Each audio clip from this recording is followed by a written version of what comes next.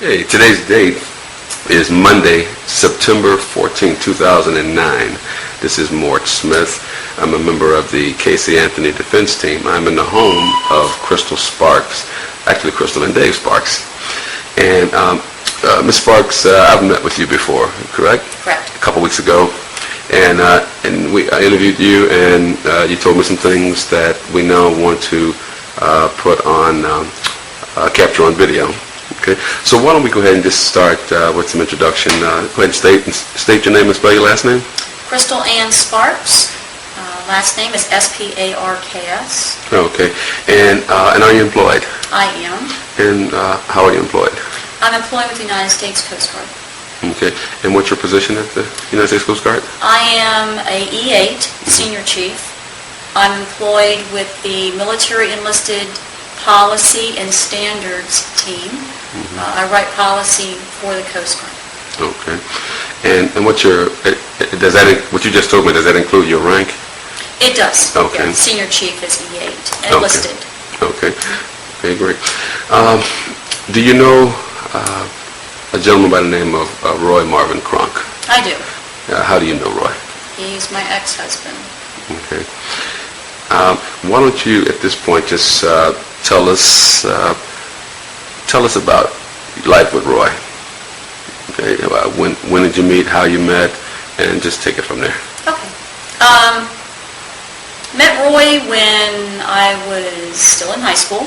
I was in just started 11th grade, and Roy was just graduated high school and was, I believe, in his first year of first semester of college.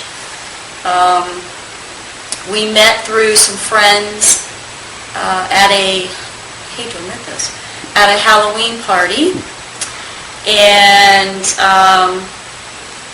obviously became friends, started dating soon thereafter. And, like any young relationship, things seem great.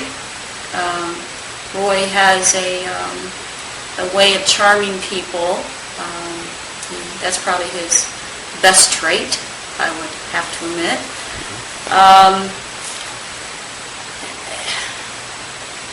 There was,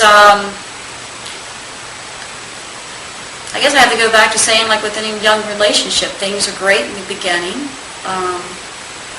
You're fascinated with having somebody older, somebody who seems so charming.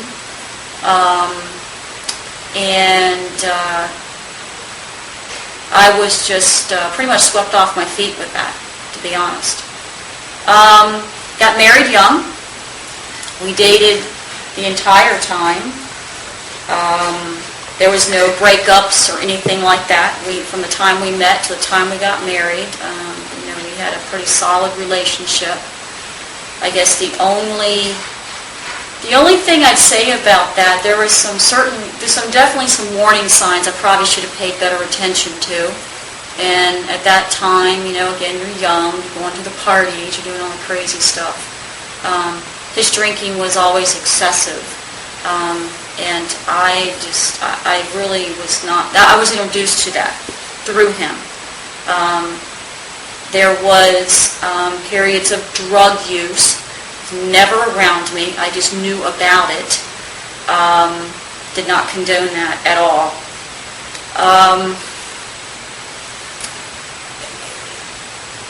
Our marriage, well, we got married, oh my goodness, October 30th, I want to say, 1982. I graduated high school in 1982. We got married in September of 82. Roy was in the Coast Guard at the time.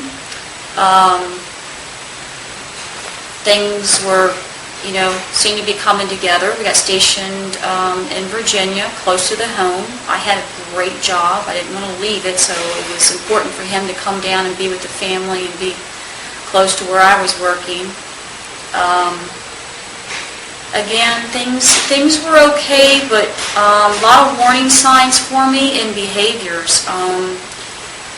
I started to notice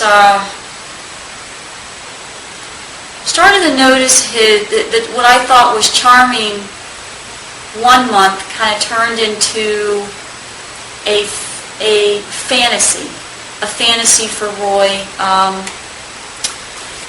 Roy likes to tell stories. Roy likes to be the center of attention. Roy likes to have people looking at him with, the wow in the eyes all the time. And like I said, I bought into that when I met him.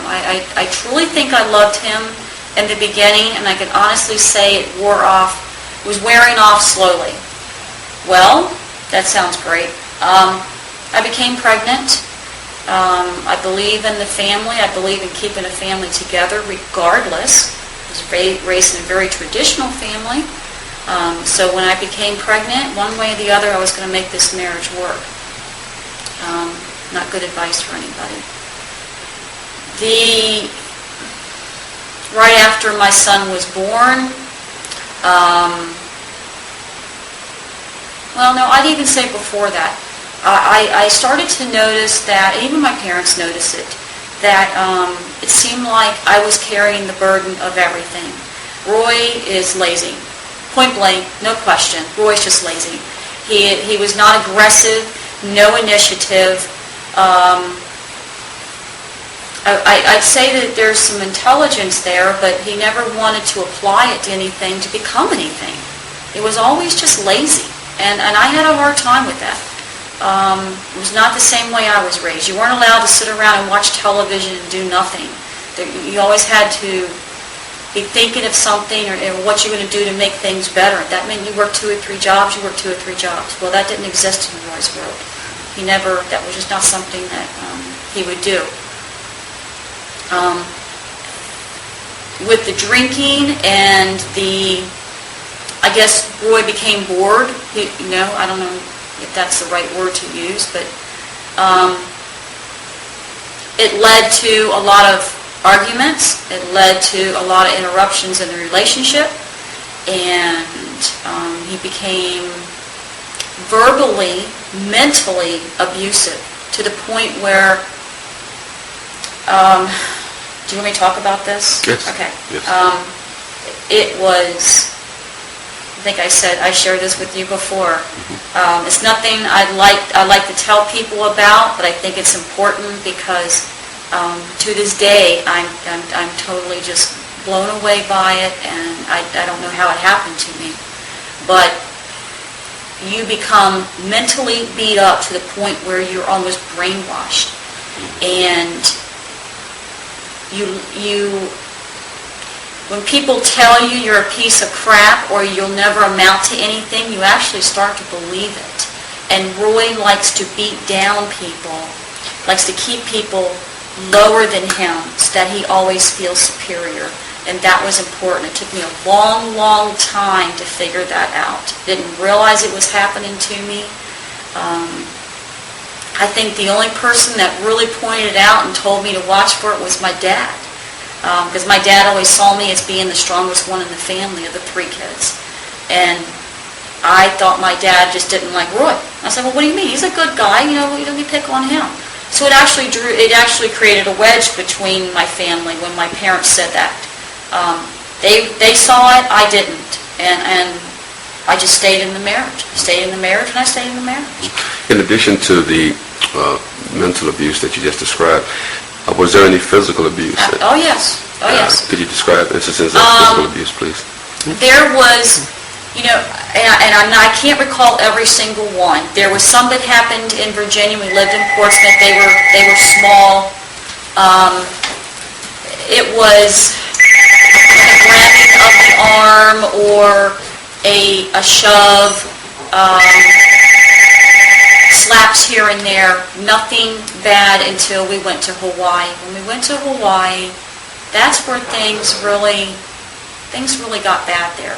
And I think because I finally was starting to wake up a little bit and challenge him with things, I decided that I didn't want to live this life. I wasn't into the drinking every night and the silly, silly crap that was going on. the games, just a life that I just didn't approve of. I didn't want to raise my son in. And I decided to go in the Coast Guard. And by challenging, he was in the Coast Guard, so I was kind of challenging him. And that